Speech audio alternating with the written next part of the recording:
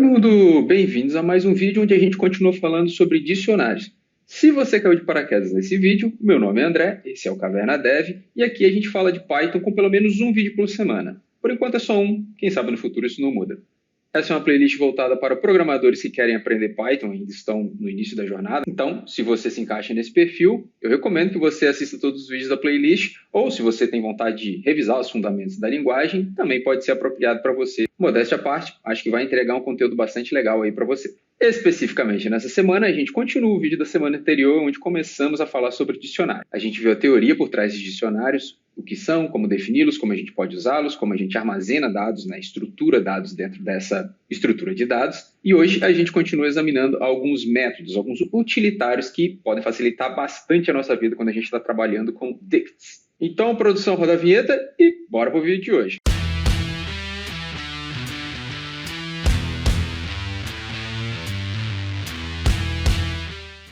Show de bola! A gente está aqui exatamente no mesmo ponto em que paramos a semana passada, mas antes de entrar para dentro dos utilitários, eu queria fazer apenas um esclarecimento que talvez não tenha ficado assim tão claro no vídeo anterior. Vem comigo aqui. Só para recapitular, aqui das linhas 67 a 72, nós criamos um novo dicionário, um novo dict, e começamos a introduzir pares chave-valor dentro dele. No entanto, uma vez criado uma chave, um par chave-valor, você pode alterar o valor dela exatamente da mesma forma. Vamos ver um exemplo aqui. Suponha que agora eu quero que, em vez de nome, eu tenha o Cal e o sobrenome Well, que é o nome kryptoniano lá do nosso Superman, certo? A forma de fazer isso é muito simples. Basta eu fazer a mesma coisa que eu fiz antes em novo dict nome, agora eu vou armazenar Cal, e novo dict sobrenome, eu vou armazenar L, ok? Então veja que a sintaxe é exatamente a mesma, tanto para criar uma nova chave dentro de um dicionário e associar a ela um valor, como para alterar o valor associado a uma chave que já existe, ok? Então aqui a gente já rodou o programa, está vendo esse output aqui? É o output que havia sido gerado pela execução do programa, executando essas linhas aqui. Então a gente viu que o nome era Clark, o sobrenome era Kent. Eu vou executar de novo e você... Opa, esqueci de printar, né? Vamos lá. Deixa eu só printar aqui o novo dict novamente, executar mais uma vez. E você vê agora que a nome mudou para Cal e o sobrenome mudou para L e todo o resto se manteve igual porque eu não alterei lá. Beleza? Só queria esclarecer esse detalhe aqui. E agora sim, vamos ver o conteúdo de hoje, que são métodos utilitários para dicionários. E a gente vai começar já com o método get. O método get, ele retorna o valor associado a uma chave. Vamos ver na prática como isso funciona. Por exemplo, aqui na linha 84, eu estou criando uma variável chamada nome e associando a ela o retorno do método get, novo dict.get, passando como parâmetro para ele a chave nome, ou objeto string nome. O que o get vai fazer? Ele vai examinar esse dicionário que chamou o método e procurar por uma chave nome, uma chave que seja esse parâmetro que você passou aqui para ele. Se ele encontrar, ele retorna o valor daquela chave. Vamos executar o programa e ver isso na prática. Então, a gente já alterou o nosso dicionário, agora o nome é Cal, e, portanto, o que é printado aqui pela linha 85 é o conteúdo que está aqui na variável nome. Obviamente, isso vai ser Cal também.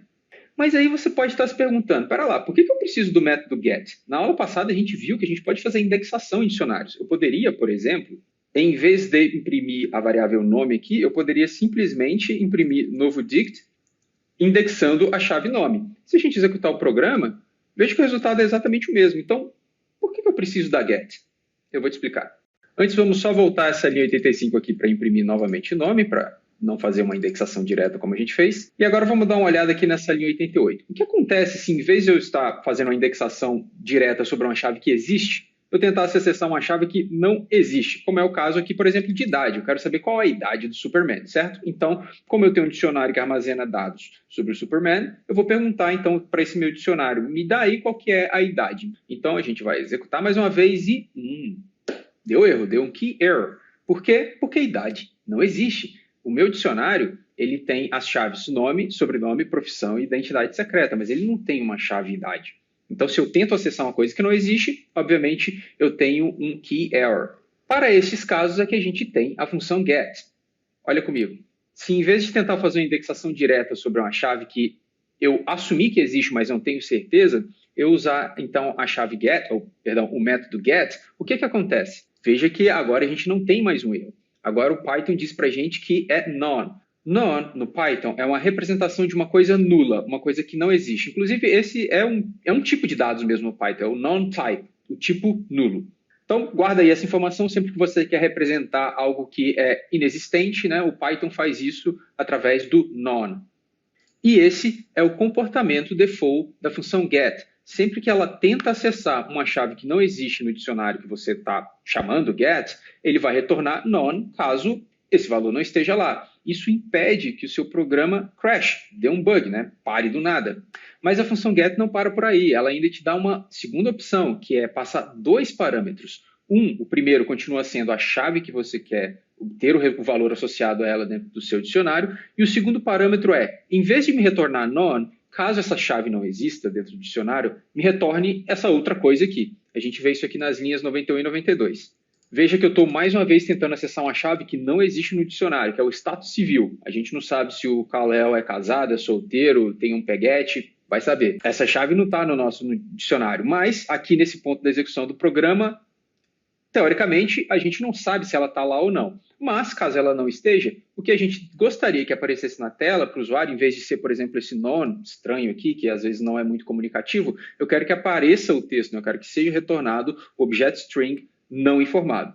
Vamos executar esse programa aqui e a gente vê que o status civil de call é não informado. Beleza, método get é isso, muito útil, com certeza você vai usar muito. Muito bem, agora a gente vai ver na sequência aqui três métodos que são muito importantes também. Vamos começar com o método keys. O método keys, como o nome pode sugerir, ele retorna para você todas as chaves que estão contidas dentro do dicionário. E ele faz isso através de um tipo de dado especial do Python chamado dict keys. E a gente vai ver isso exatamente aqui nas linhas 97 e 98. Bom, primeiro na linha 96 eu estou criando a variável keys e armazenando nela o retorno de novo dict.keys. Na linha 97 a gente vai olhar para qual é o tipo desse dado, dessa coisa que o keys, né, que o método keys retorna, e na linha 98 a gente de fato printa esse objeto retornado pelo método. Veja então que o resultado da linha 97 é o dict keys, ou seja, esse é o tipo de dado, essa é a coisa que é retornada pelo método keys, e na linha 98 o resultado dela é o que é printado aqui, que é um dict keys que parece, né, ser uma dupla de uma lista com as chaves que estão dentro do dicionário. Mas veja bem, isso não é uma dupla de uma lista, não tem que pensar assim, não vai por esse caminho. Entenda que isso é um objeto específico que tem o seu próprio tipo de dado, que é dict keys. Por isso que eu fiz questão aqui de printar na linha 97 qual é o tipo desse dado. Então, não tente olhar para isso aqui e pensar que isso aqui é uma... estou criando uma tupla, dentro dessa tupla estou armazenando uma lista. Não, não é isso. Isso aqui não é esse tipo de estrutura de dado. É uma estruturinha, um objetinho específico que o Python te dá sempre que você chama o método keys sobre um dicionário. É isso aqui que ele retorna. Um dict keys listando todas as chaves que estão dentro do seu objeto dicionário. Analogamente, a gente tem também o values. O values faz a mesma coisa, só que agora para os valores que são armazenados dentro do dicionário. Novamente, existe um tipo especial para isso, né? É o dict values agora, e o que é retornado, de fato, é uma coisa extremamente parecida com dict keys, porém, um tipo diferente de dados, contendo o valor de cada uma das chaves que está dentro do nosso dicionário. Vamos executar esse código e ver então que o tipo agora retornado pelo método values é o dict values, e o que é retornado então são os valores que vão ser armazenados, que estão armazenados por cada uma daquelas keys que a gente viu no exemplo anterior.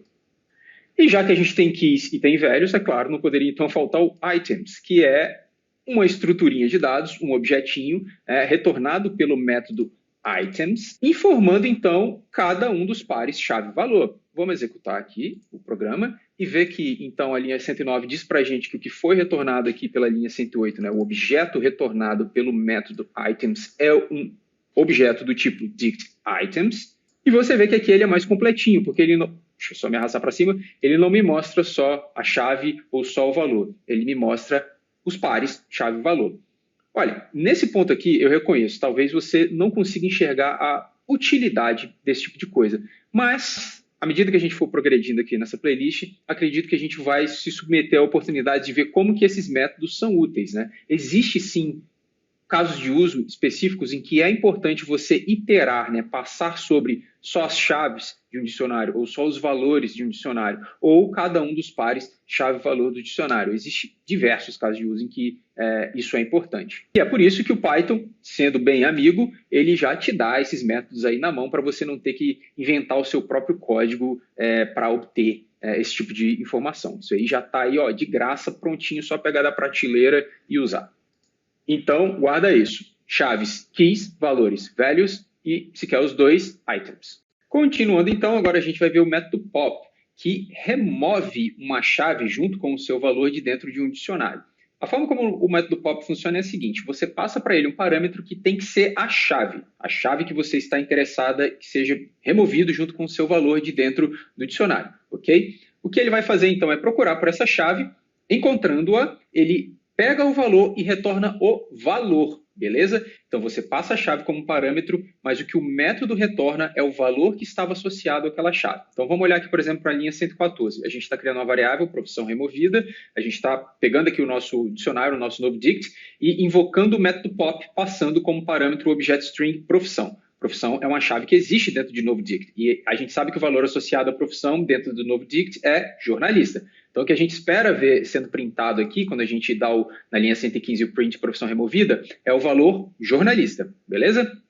E depois a gente printa de novo o objeto novo dict só para ter certeza que a profissão aqui de fato foi removida, né? Esse chave valor aqui já não existe mais. Então, vamos executar o programa e ver o que acontece. É isso mesmo. Então, a linha 115 aqui imprimiu para a gente jornalista, que é o valor que estava associado à chave profissão que nós passamos para o pop, tá? Agora, presta atenção. O método pop ele não é tão bonzinho igual o método get. Se você passar para ele uma chave que não existe, por exemplo, aqui na linha 118 eu estou passando agora idade. A gente já viu que idade não existe dentro do nosso dicionário. Se eu tento executar isso aqui, ele dá um key error. Ele fala que idade não existe. E não tem como passar um segundo parâmetro aqui. Já que não existe idade, então me retorne uma outra coisa. Não, o pop não funciona assim. Você tem que passar uma chave que de fato existe. Senão, você vai ter uma exceção sendo lançada. Comentando essa parte, para a gente dar uma olhada no pop item. Você veja que no pop, a única coisa que o método retornava para a gente era o valor associado à chave que você passa como parâmetro. O pop item, ele tem duas diferenças importantes. Primeiro, ele não aceita um parâmetro. Você não tem como dizer qual é a chave que você quer remover, ok? A única coisa que você está pedindo quando você invoca o pop item é que seja removido o último elemento do dicionário. Lembre-se que a gente viu na aula passada que o dicionário, apesar de não ser uma sequência, ele tem sim, desde o Python 3.8, uma ordem definida agora, beleza? Então, ele sabe qual é o último elemento, a última chave, né? O último elemento chave-valor que está armazenado dentro de si. Então, quando você chama o pop item, o que você está pedindo é remova esse último. Mas aí, ao retornar, ele não retorna apenas o valor, ele retorna uma tupla, cujo primeiro elemento da tupla é a chave e o segundo elemento é o valor. Vamos executar o código e ver. O resultado da linha 124, então, é a identidade secreta e o valor associado a essa chave era superman. E aí a gente vê que, de fato, agora o nosso dict está menor. Ele não tem mais aquele último par chave-valor nele. Ainda dentro dessa ideia de remover coisas do dicionário, a gente tem o método clear, que remove tudo, absolutamente tudo. Quando você chama o método clear sobre um dicionário, ele apaga tudo que está dentro do dicionário. Então, não tem nem muito o que ver aqui. Eu simplesmente estou imprimindo o novo dict novamente. A seguir, eu chamo o clear sobre ele e a seguir eu imprimo novamente para a gente ver o que aconteceu. Acabou que acabei imprimindo duas vezes aqui, mas enfim, a lógica está bem explícita aqui, né? O novo dict era uma coisa, depois da execução da linha 130, ele passou a ser um dicionário vazio. É só isso. E para acabar a nossa brincadeirinha de hoje, a gente vai ver agora o método update, que seria atualizar. Mas na prática, o que ele faz realmente é fundir, fazer um merge, né? Ele coloca um dicionário junto com o outro, beleza? Então, para isso, a gente vai olhar aqui das linhas 135 a 142. Primeiro, eu crio aqui o dict1, que é um dicionário cuja as chaves são 2 inteiros e os valores associados a elas são 2 strings, beleza? Mesma ideia aqui no dict2, ok? E depois a gente vai dict1 chamar update, passando como parâmetro dict2. E vamos ver qual é o resultado disso quando a gente executa esse programa. Então a gente viu que o dict1 é 1, 1, 2, 2 e o dict2 é o 3, 3, 4, 4, beleza? E quando eu tento atualizar dict1 passando como parâmetro, né, para o método atualizar, para o método update, o dict 2, o que eu tenho como resultado, então, é um dict 1 agora, que contém também as chaves, os pares chave-valor que estavam associados ao dict 2, que foi passado como parâmetro. Okay?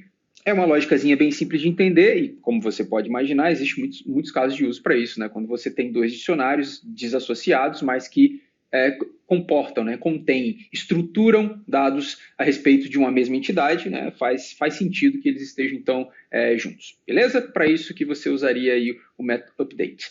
A gente vai ficando por aqui essa semana, mas eu tenho certeza que você não vai sair desse vídeo antes de deixar o seu like, deixar o seu comentário, compartilhar com os coleguinhas e, acima de tudo, se inscrever no canal, porque eu tenho certeza que você não está ainda. Então, né, faz esse favor aí, né? Ajuda os irmãos.